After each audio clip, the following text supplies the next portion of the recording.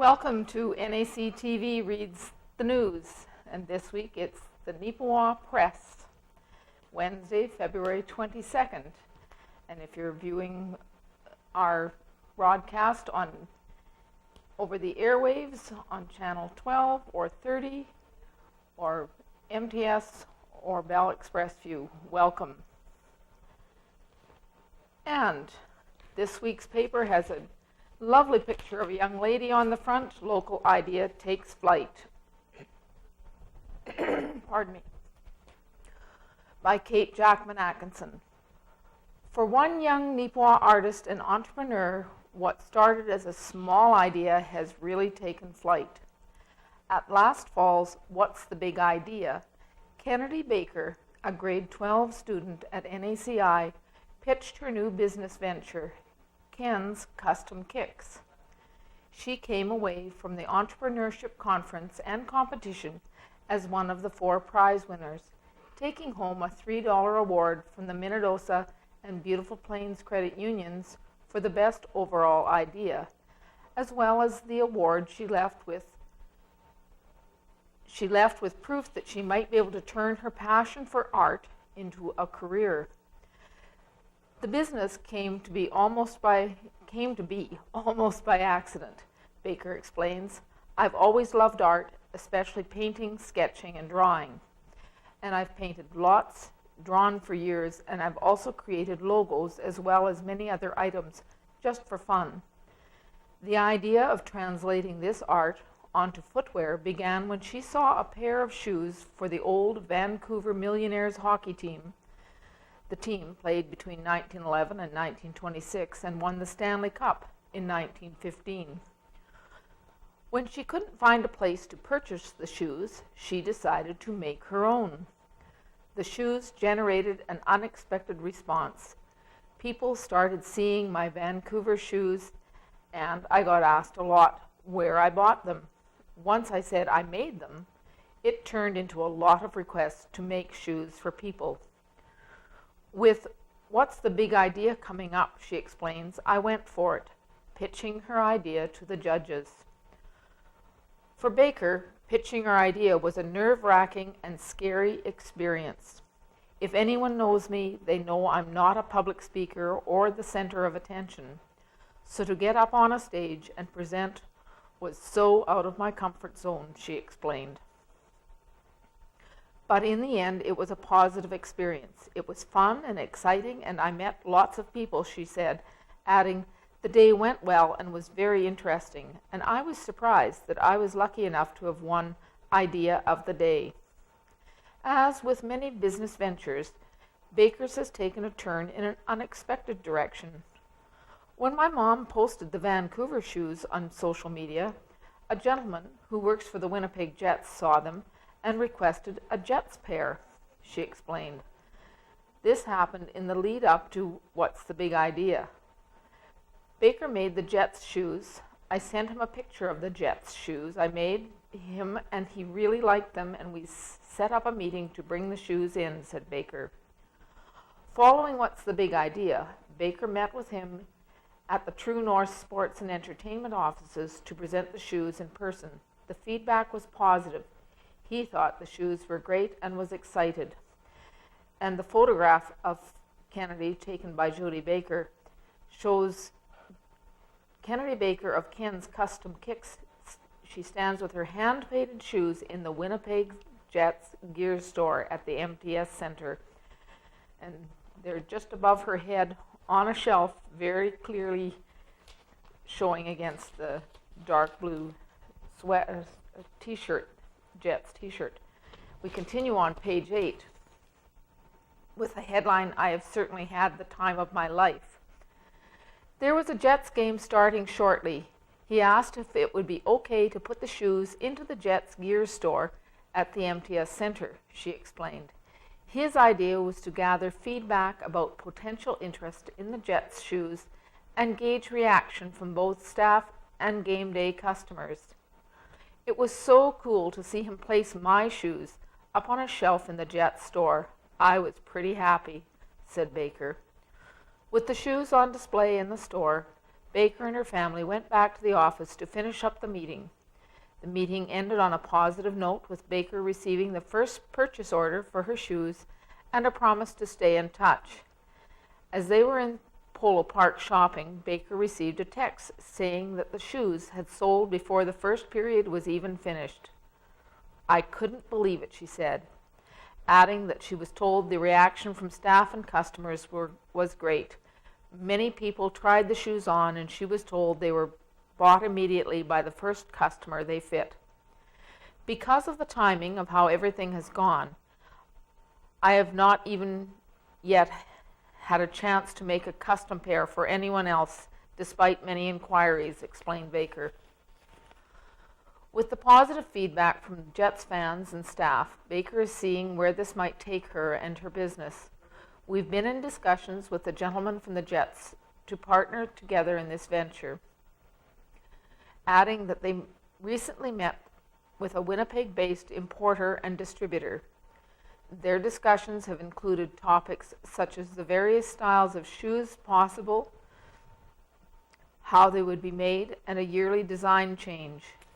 Additionally, they have been investigating the licensing requirements for the NHL teams, as well as the CFL and the American Association of Independent Professional Baseball, the league in which the Goldeyes play. At this point, Baker said they are waiting for information on pricing and minimum quantities to have her original designs screen printed on the shoes overseas and shipped to Canada. She added that they haven't yet finalized the exact style of shoe or which teams would be involved in addition to the Jets. As the project progresses, Baker explains, "we also have to ensure quality is maintained of both the design and the shoe itself." Of the experience, Baker said, "It is a long process and lots of waiting, but it's been interesting. If nothing further develops with the manufacturing of the shoes, I have certainly had the time of my life, selling my first pair of shoes in the Jets gear store, visiting and touring an official NHL distributor warehouse, and having meetings with some very important people." When not busy designing and painting shoes, Baker has also designed the logo for her graduating class, the class of 2017. Designed and submitted logos for design competitions, as well as designing and painting an out-of-service fire hydrant for a prize at a wastewater conference. And there's two photos of her shoes, and I'll just pull them up to the camera.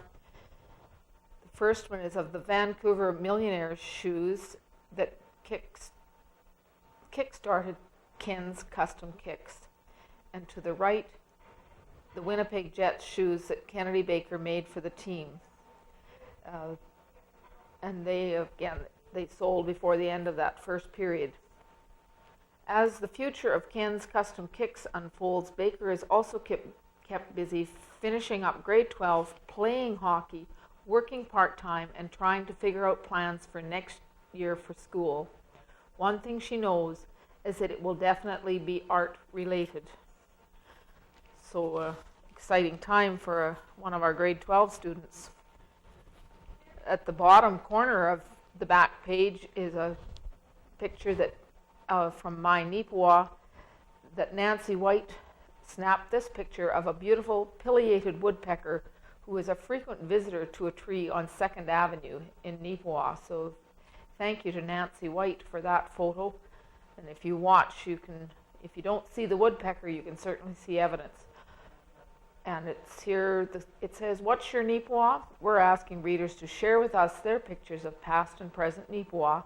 To share a picture, please email a high-resolution version, 1 megabyte or higher, to news@neepawabanner.com, or stop by the office at 243 Hamilton in Neepawa. Please include your name as well as a description of the photo. Very impressive bird, the pileated woodpecker. Other stories this week by Cecil Pittman, looking back over the years. 1967, Neepawa natives are provincial champs. February 1967, the Neepawa natives are Manitoba's new Intermediate A champions after defeating Stonewall in 2 straight games.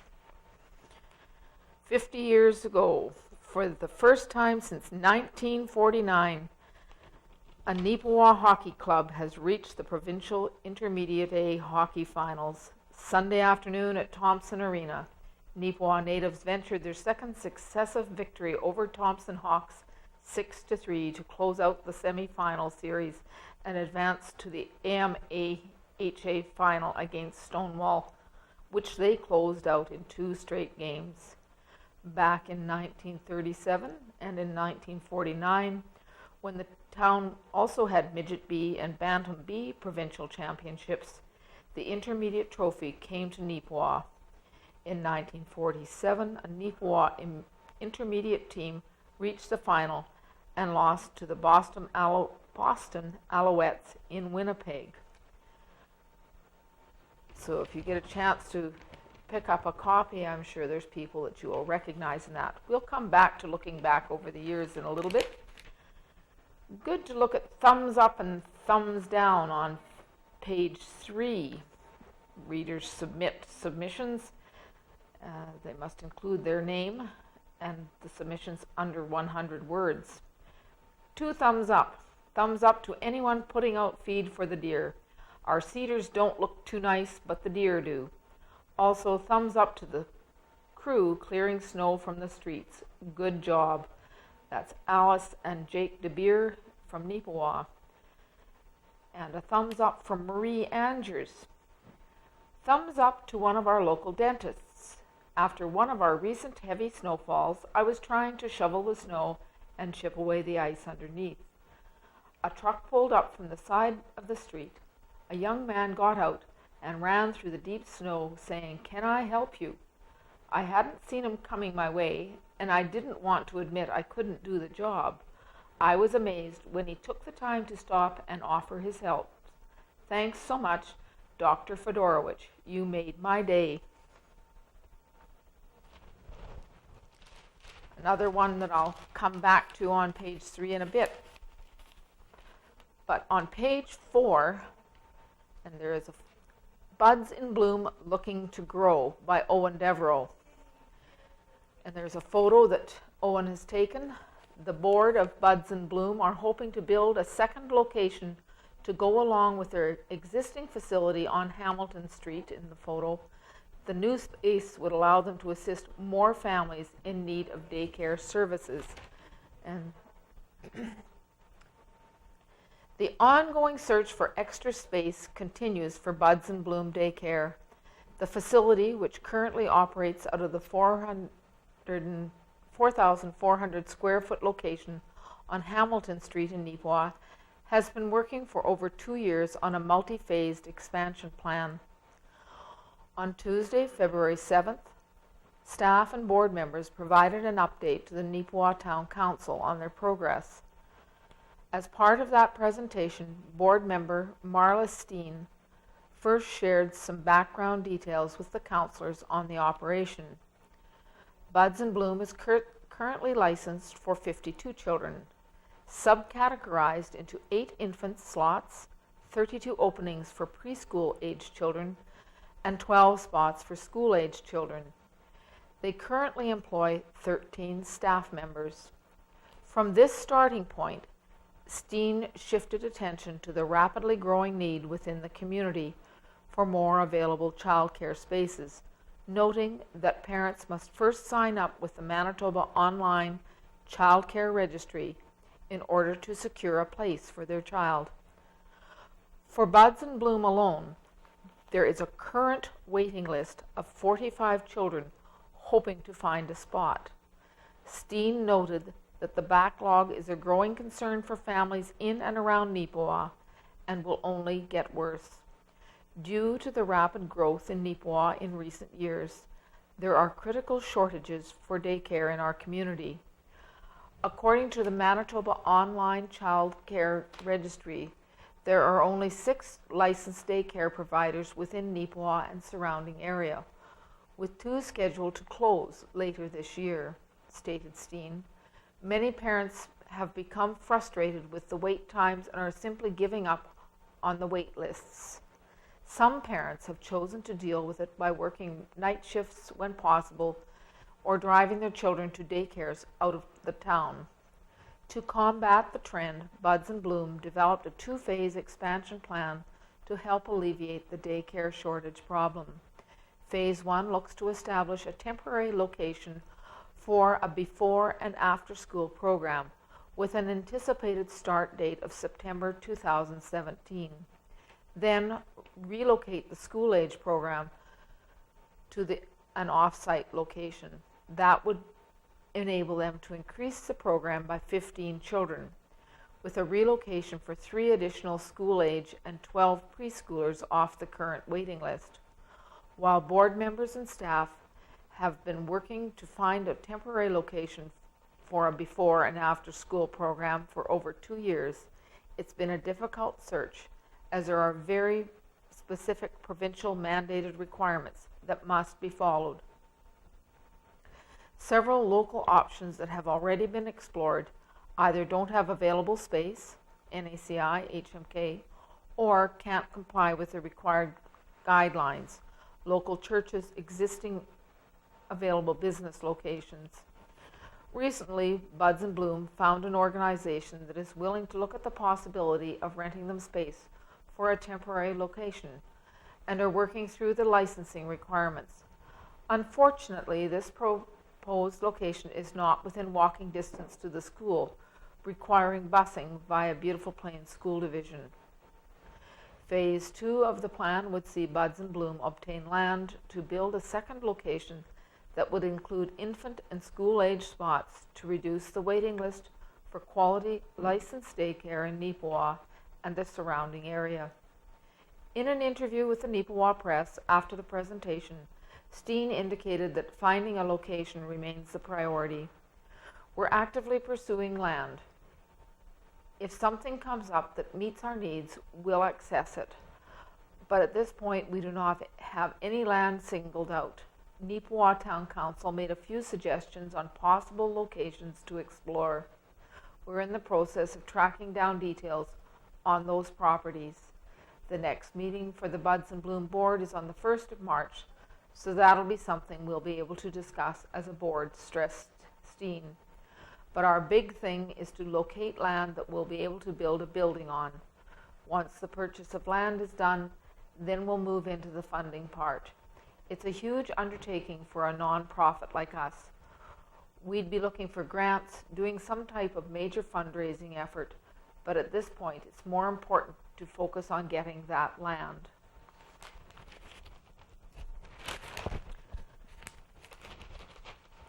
And we turn on page 5 to sports. Natives down Dauphin Kings by Owen Devereaux. While it wasn't the prettiest of wins, the Neepawa natives are still glad to take home 2 points in the standings from their 4-2 victory over the Dauphin Kings.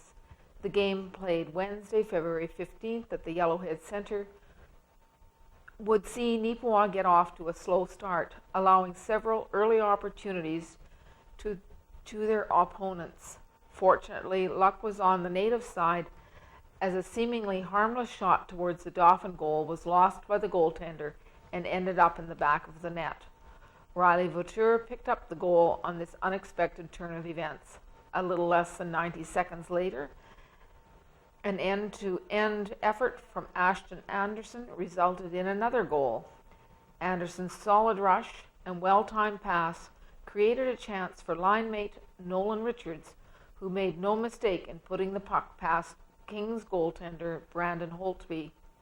That provided Neepawa with a quick 2-0 lead. Dauphin would get one back when Brett Piper put a bullet of a shot under the crossbar to cut the lead in half, but almost immediately after that, Neepawa once again streaked down the ice on a fast break, this time led by Justin Metcalf. Much like the Anderson effort, Metcalf slid a pass to Nolan Richards, who once again knocked it into the back of the net for his second of the night and 14th of the season. Just before the end of the first, Dauphin took advantage of a power play opportunity with Daniel Chartrand earning the goal. That made it 3-2 for Neepawa after the first 20 minutes of play. In the second, both natives and Kings peppered the goaltenders with shots, 17 apiece.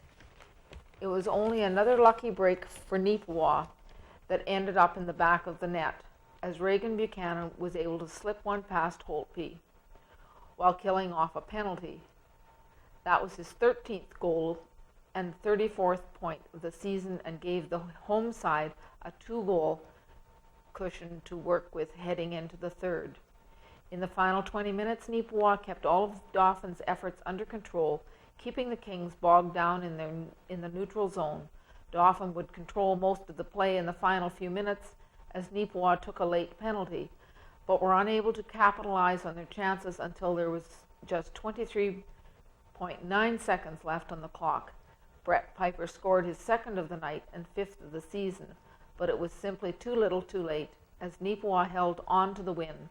Tyler Gutenberg collected the win-in goal with a 40-save night, while Dauphin's Brandon Holtby stopped 37 out of 41 shots. The Kings went 2 for 4 on the power play, while Neepawa was 0 for 2. Natives head coach Dustin Howden said his team locked down Dauphin's usual offensive components and were very responsible defensively. He said over the past few games they've been making things tough on their opposition by playing smart. This latest victory, Neepawa's third straight, improved their regular season record to 15-31-5, good enough for 35 points in the standing. Dauphin, meanwhile, fell to 15-34-6 with 36 points. The Natives have 4 games in hand on the Kings and 2 on Swan Valley, who are at 18-31-4 with 40 points. Who both teams are chasing for the final playoff spot.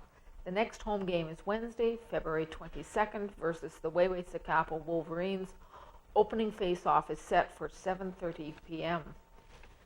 And Owen caught a picture of Nolan Richards as circling the Dauphin goal during the second period of the Wednesday, February 15th game at the Yellowhead Center. Richards scored a pair of goals, helping to lead the Natives to a 4-2 victory. And Tigers fall to Raiders. NACI Sports Roundup by Owen Devereaux. A 4-point night, 3 goals, 1 assist from forward Kyle Peters lifted the Killarney-Wawanesa Raiders to a 6-2 win over the NACI Tigers on Thursday, February 16th. This victory was the Raiders' second straight in the best-of-3 series and eliminated Neepawa from the Westman High School Hockey League playoffs. Ben Ranka collected the 2 goals for NACI, who put in a solid effort but simply couldn't keep pace with the number 1 ranked team in the league.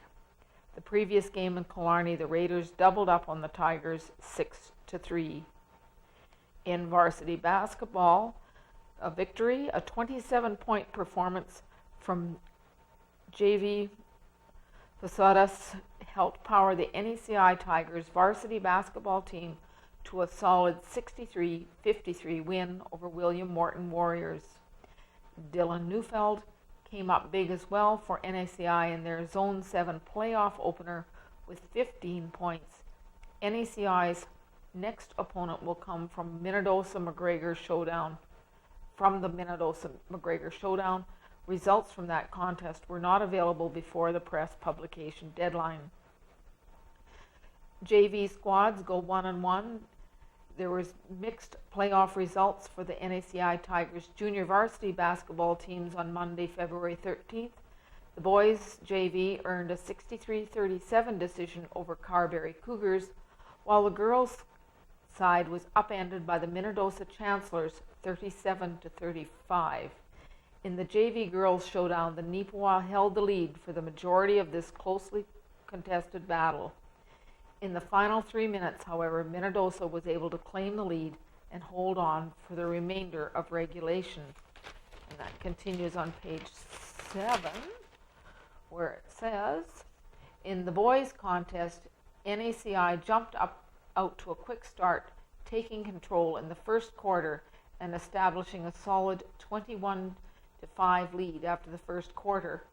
Though they slowed down in the second, the Tigers still secured a 37-17 advantage heading into the half. In the second half, Carberry came out strong in the early going, looking to make up some of the deficit. The Tigers, however, played solid defense and kept the Cougars to low percentage shots away from the paint. As time continued to wind down, Carberry was forced to get more aggressive with its efforts, allowing NACI to take advantage and stretch their lead. When the final buzzer blared, the Tigers claimed the 63-37 victory and moved to the next round of the Zone 7 playoffs. And Owen was at those games.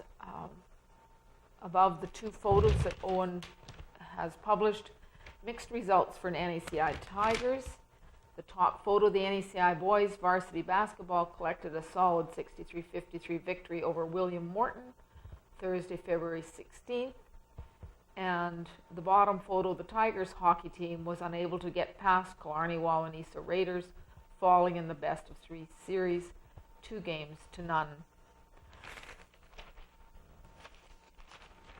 Now just back a page, on page 6, we've got Where Are They Now? By Rick Sparling, the 1970-71 Pee-wees. Rick Fraser graduated from NACI in 1977 and went to the University of Manitoba for a year before heading to Brandon, where he graduated with a degree in science. Okay, I'll just back up here and go to the photo first, because that's the order in which Rick Sparling goes through the team. So, in this photo, in the back row, we have Rick Fraser, Ken Stewart, Bruce Gladden, Greg Atkins, Brian Pearson was the coach. Front row, an unidentified player, perhaps you can help us out, Ken Murray, Bob Dagg, Doug Watt, Tim Bolton, and Grant Hurl holding their trophy. So, back to Rick Fraser. He graduated from NACI in 1977 and went to the University of Manitoba for a year before heading to Brandon, where he graduated with a degree in science. He applied for the RCMP and during his waiting period drove truck for almost a year. He was accepted in 1982, at which time he married Anita Harkness. They graduated from NACI together. Rick had several postings over the years, all in BC, including postings in Kelowna, Houston, Cranbrook, Quadra Island, Duncan, and is currently in Ladysmith. He is still active with running and biking. The Frasers have 2 children, Chelsea and Ben, and they have 3 grandchildren. Ken Stewart graduated in 1977, got his diploma in agriculture, and farmed on a grain farm between Brookdale and Neepawa, where he still works. He dropped the grain farming and looks after about 80 head of cattle. Ken used to work the rigs out in Red Deer, Alberta in the winter and would return to the farm for the summer. He married Belinda Webb in 1991. They enjoy camping at their site at Sandy Lake, and Ken likes to fish and golf when he gets the chance. Bruce Gladden worked in the grocery department at the Neepawa Co-op while in grade 11 and was tragically killed in an automobile accident in 1976 at the young age of 17. Greg Atkins is one of 2 players on this team who I was unable to locate. Doug Watt is the other one and I could not locate. If anyone has information as to the whereabouts of either Greg or Doug, please let me know at rickbarb@shaw.ca. rickbarb@shaw.ca. Brian Pearson left high school to join up with the armed forces and in 1973 moved back to Neepawa to work for Don Urix at the rink. He worked for Carnation Foods in Carberry until 1986, at which time he worked for Charlie Mayer, the Minister of Agriculture, until his term expired in the early 90s. Brian then went to work at Simplot in Carberry until 1994. He did some farming around Carberry District until he retired in 2014. Brian has 3 boys from his first marriage and 2 girls and a boy from his second, along with 13 grandchildren. As a hobby, Brian likes to put puzzles together and have them framed. Ken Murray left NACI to farm in the area and eventually went to Brandon College for 2 years, then on to Brandon University for 4 years, where he received a Bachelor of Business degree. He married Sylvia Quebec, and they have 4 boys, Chris in 86, Michael in 87, Tim in 89, and Cody in 96. Sylvia passed away in 1997. Ken worked in HR at Simplot before it was bought out by McCain's, then to Maple Leaf in Brandon until 2007, then as HR manager with Stewart and Stevenson, an oil drilling business in Calgary. He then went to MTS Allstream and was HR manager for Western Canada until they sold out, and he became self-employed hauling crude oil. He manages the company and 3 of his sons operate it. Besides the job, Ken traveled lots, keeping up with Cody's Junior A hockey games in Western Canada. Ken lives in Kelowna, BC. Bob Dagg is a meat cutter by trade and spent the past 11 years at High Life Foods, just east of Neepawa, as supervisor. Bob had 3 children from his first wife who all live in Prince Albert, and he also has a son, James. They live in Eden. Tim Bolton graduated from NACI in 1977. He left Neepawa for Winnipeg and joined the world of finance in 1981. In 1983, he joined Scotiabank, where he became a branch manager in 1991 and managed a number of branches across the prairies until 2014. He is still with Scotiabank, based out of Calgary, with responsibilities for opening new branches and major renovations to branches in Western Canada. Tim has 3 grown children and 1 grandson. Tim and Jan were married in 2006 and spent their spare time traveling and golfing. Grant Hurl graduated from NACI in 1976 and stayed in Neepawa working at the co-op, where he was in groceries in Gladstone, then to the Chicken Corral as manager, there for a spell, and back to the co-op in Neepawa as produce manager. Grant then opened up his own shop in 1988 known as Jaime the Hair Cutter, and is still busy at it after 28 years. He married Joanne Susky in 1982. They have 3 children, Kelly, Rob, and Craig. Grant still plays basketball and has been coaching the high school team for 18 years. If anyone can identify the only player wearing skates in the photo, front row left, please contact me or the Neepawa Press. Surely there's someone out there who knows who that unidentified young hockey player is. We're going to go back to page 3, the opinion page, and we have a letter from Robert Sopuck, Member of Parliament, Dauphin, Swan River, Neepawa, and he has put a photo with that. And it is a photo of Henry Snitinsky and Robert Sopuck showing off their fur mitts at the Heritage Hockey game.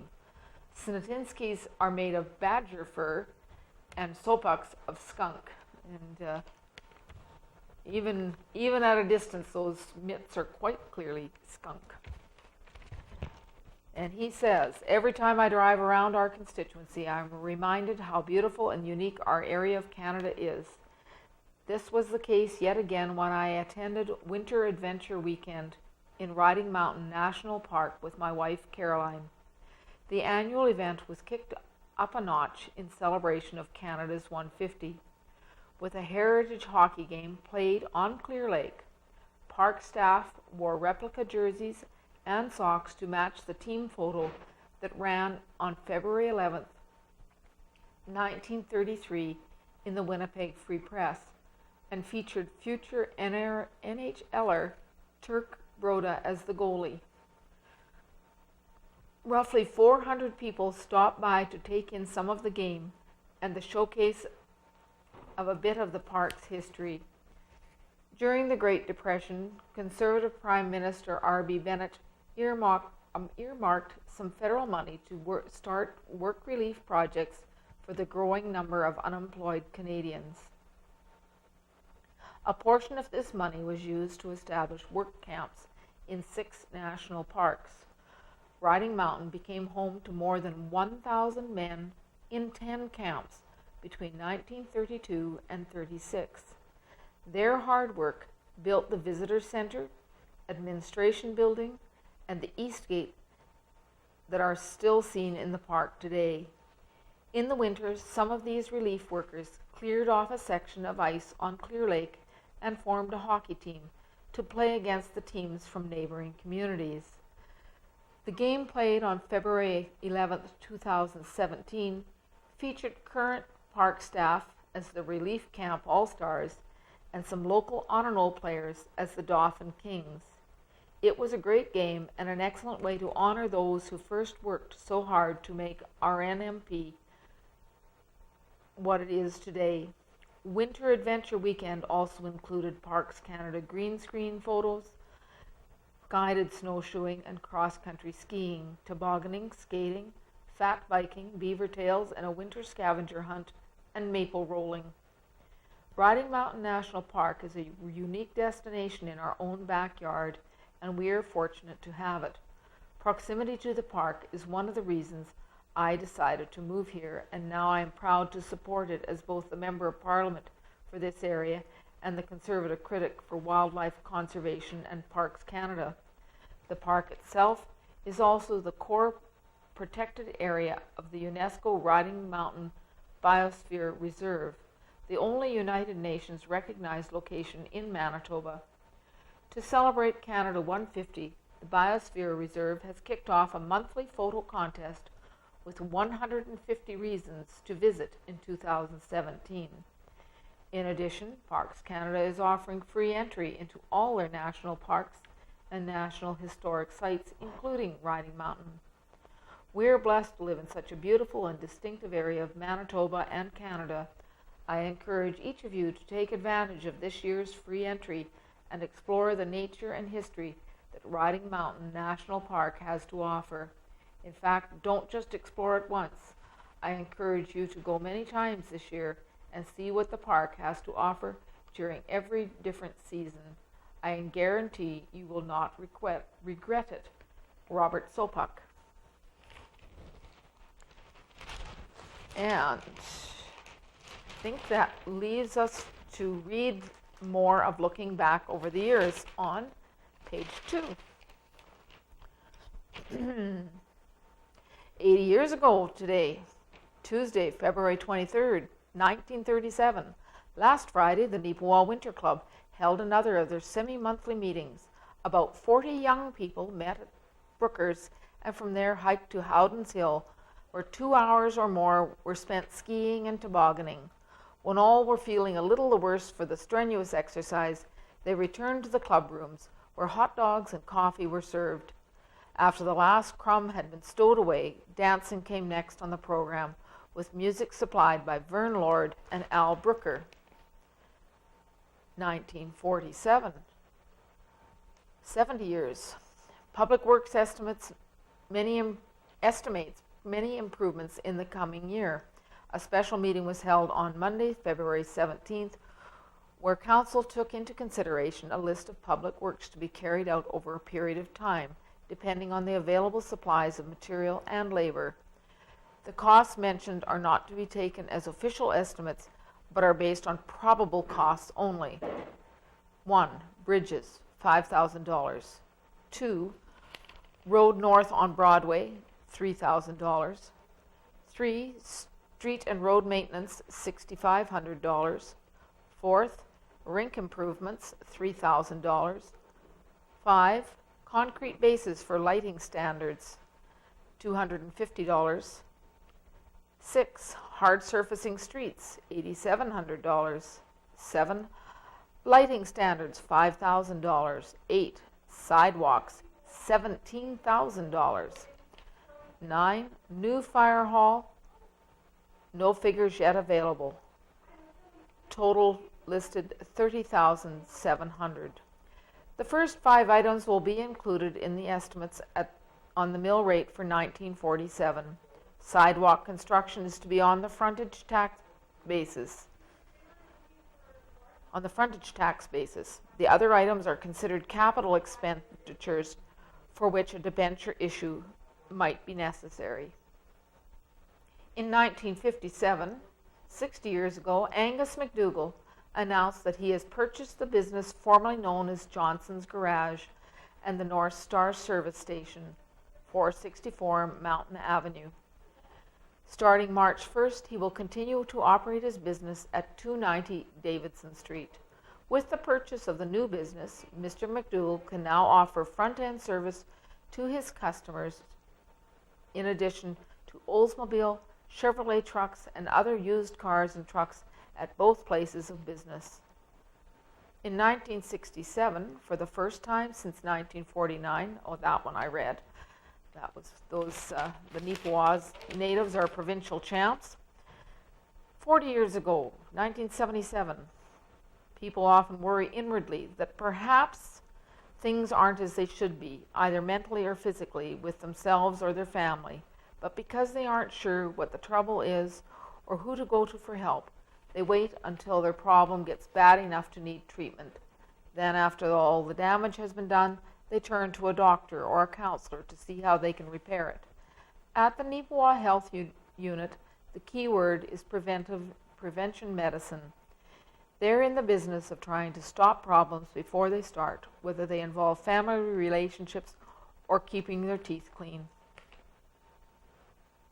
30 years ago, 87, citing the public's right to know, Beautiful Plains School Division trustees Martha Kerman and Valerie Wilson revealed to the Neepawa Press information on the proposed new division office building contained in an envelope labeled confidential. I feel that at this time the taxpayers should be let in on what's going on before I have to sit down and make a decision, said Wilson, justifying the exposure of the envelope's contents. The 2 trustees said they were told they were not to discuss the contents of their envelopes on the proposed building in Neepawa until a decision was reached following a March 3rd meeting of the board. 20 years ago, February 24th, 1997, Bayes Equipment of Neepawa has expanded its holdings by acquiring Worrell equipment at St. Rose. The purchase has been in the works since last year, said Bayes General Manager Dennis Usner. Behind a proposed, I skipped a paragraph. The purchase has been in the works, Dennis Usner said. So 10 years ago, Dawson's loss may be Neepawa's gain. The man behind a proposed beef slaughter plant in town said this week, "It could work in our favor," said Kelly Penner, a Douglas-based natural prairie beef. The government stated clearly that the loans are available. Following the demise of Dawson's Rancher's Choice Beef Co-op earlier this month, Manitoba Agriculture Minister Roseanne Wochuk said the province would fund other projects if someone else will come along. We'll still be there, Wochuk said. There's always a chance. So that is the Neepawa Press for February 22nd, 2017. Thank you for listening and watching along. Pick up your own copy of the Neepawa Press in this coming few days and submit those photos or thumbs up, thumbs down. And thank you to our viewers. Thank you to all our supporters. We have our major fundraiser this month. And with that major fundraiser, we appreciate all those that are out there canvassing for funds. It's what helps keep programming on the air. We have many, many volunteers, but we've always got room for more volunteers. There's camera work, there's other things, perhaps programming you can help with. So thank you for watching. Thank you for your support. Nikki would love to take your check, take your cash, and give you a receipt. Drop into the office on Mountain Avenue in the old Neepawa Press building, Monday to Thursday. And Nikki's here from 9 till 4. She tries to keep the office open every day. So thank you for watching, and we'll see you next week.